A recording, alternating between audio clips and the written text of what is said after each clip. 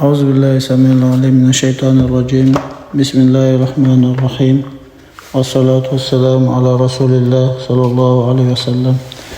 إن الحمد لله نحمده ونستعينه ونستغفره ونتوب إليه، ونعوذ بالله من شرور أنفسنا ومن سيئات أعمالنا. من يهد الله فلا مضل له ومن يضلل فلا هادي له، وأشهد أن لا إله إلا الله وحده لا شريك له، وأشهد أن محمدا عبده ورسوله. الحمد لله رب العالمين.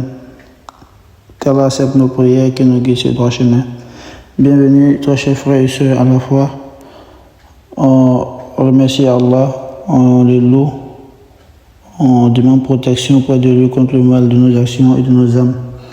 On lui demande de le guider, car celui qu'il guide, personne ne peut l'égarer. Celui qu'il égare, personne ne peut le guider. Et j'atteste qu'il n'y a de Dieu qui mérite d'être adoré, excepté Allah. Et j'atteste que Mohammed, son serviteur et son envoyé. Alhamdulillah Rabbil Alamin. On demande à de nous bénir nos jours, d'accepter nos adorations durant ce jour de vendredi, de faire de nous les personnes qui se purifient, les personnes qui vont se rappeler de faire beaucoup de salat sur le prophète Mohammed. On demande de d'exaucer tous nos doigts durant ce jour. Allahumma amin. Aujourd'hui, on a rendez-vous avec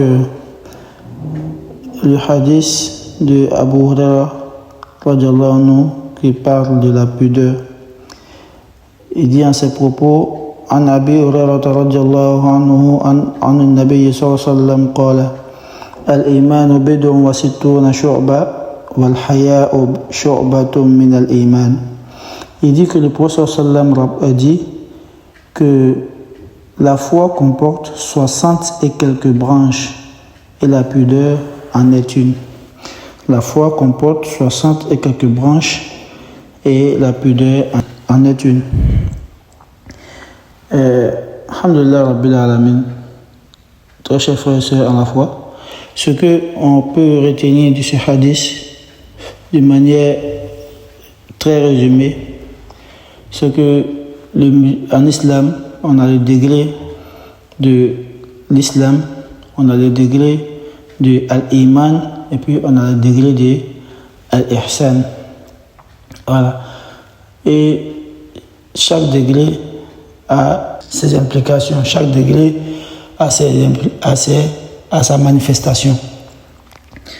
Le degré de l'islam, c'est d'attester la foi et de reconnaître les 5 piliers de l'islam qui fait de nous un musulman.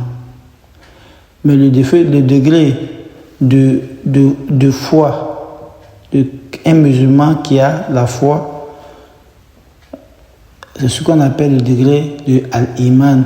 Et cela se résume à donner foi aux 6 fondements de la foi, aux 6 piliers de la foi. Le fait de croire en Allah, le fait de croire en ses anges, aux livres révélés, aux messages prophétiques, le fait de croire au jour des comptes Yom al-Qiyamah, le fait de croire au destin bon comme mauvais. Cela fait de nous un musulman qui a la foi. Et le degré maintenant de al-ihsan, qui est le degré de la bienséance, le bon comportement, le bon comportement envers Allah subhanahu wa ta'ala, le bon comportement entre toi et ton prochain, entre toi et la nature et autres. Voilà. Mais dans ce hadith-là, le hadith parle des branches, de la manifestation de la foi du musulman. Qu'est-ce qui montre qu'en réalité, celui-là, celle-là, est un musulman qui a la foi, est une musulmane qui a la foi. Et parmi les manifestations de la foi du musulman et de la musulmane, on a le fait d'avoir de la pudeur. Mais on va se demander, mais qu'est-ce qu'on entend par la pudeur? Si tu entends la pudeur, c'est un comportement, c'est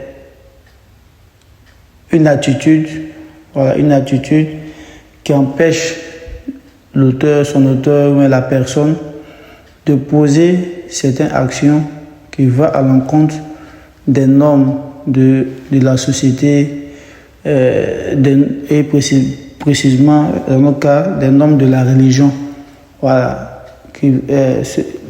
un comportement ou bien une attitude qui va empêcher quelqu'un de faire des choses qui ne sont pas acceptées en islam. Voilà, ça c'est la pudeur. Par exemple, parmi les choses qui sont connues, c'est que consommer de l'alcool est interdit en islam. Un musulman qui boit, ce dernier, il n'a pas eu de la pudeur envers Allah subhanahu wa ta'ala. Il n'a pas eu de la pudeur, il n'a pas eu honte d'Allah. Et il a consommé l'alcool. Le frère qui s'habille de manière indécente, ça ne le gêne pas de porter des habits qui ne couvrent pas son genou, ou bien il expose son torse partout dans le quartier. Ce dernier-là, il n'a pas de la pudeur, parce que c'est les parties en islam normalement qui doivent être couvertes. C'est les parties en islam qui doivent être couvertes. Mais ce dernier n'a pas eu de décence envers Allah subhanahu wa ta'ala et il a exposé ces parties-là. Et tu vois. Par contre, s'il était à la maison, il n'y a pas de problème parce qu'à la maison, il est seul ou bien il est avec sa femme et autres. Mais même en présence d'un homme comme lui, il n'a pas le droit d'exposer ses parties. Pareil pour la femme qui sort sans son voile de la maison, ou bien son voile est mis, c'est mal mis, son cou est dehors, ses oreilles sont dehors. On voit son bras et autres. Ça, c'est manque de pudeur. Voilà. Mais on va dire non, elle a mis le voile. Oui, elle a mis le voile. Mais l'objectif pudique, l'objectif qui est derrière n'a pas été atteint. Parce qu'on met le voile pour se couvrir correctement. Pas pour couvrir une partie et exposer d'autres.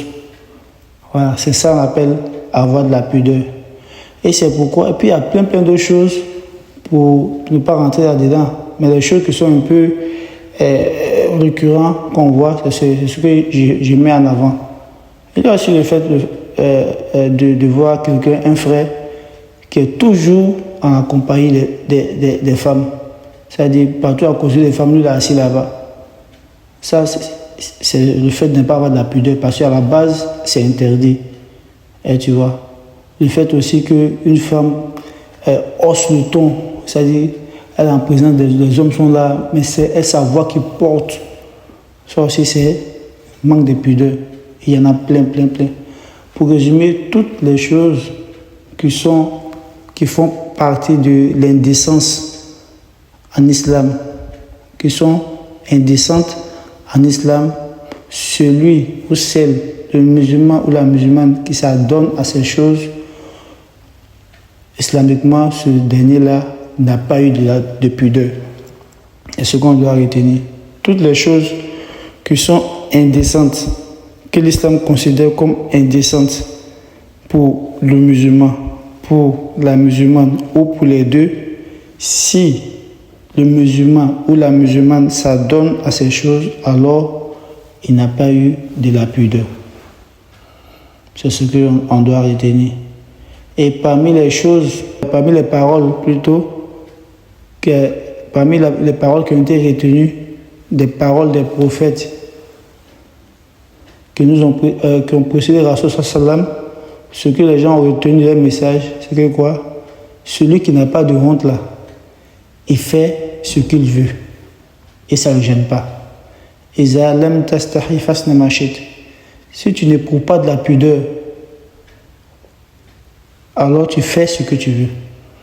Parmi les explications que les savants ont données à cette parole-là, il y a celle-ci. Si quelqu'un n'éprouve pas de la pudeur, elle fait ce qu'elle veut. Elle fait ce qu'elle veut. Sans tenir compte de l'endroit, sans tenir compte du moment, sans tenir compte de la norme de la société dans laquelle il vit ou précisément sans tenir compte de la norme islamique. On doit de nous guider, de faire de nous des musulmans qui ont la foi et qui éprouvent de la pudeur face aux choses que l'islam considère comme indécentes, Inch'Allah. Assalamu alaikum wa rahmatullahi wa barakatuh.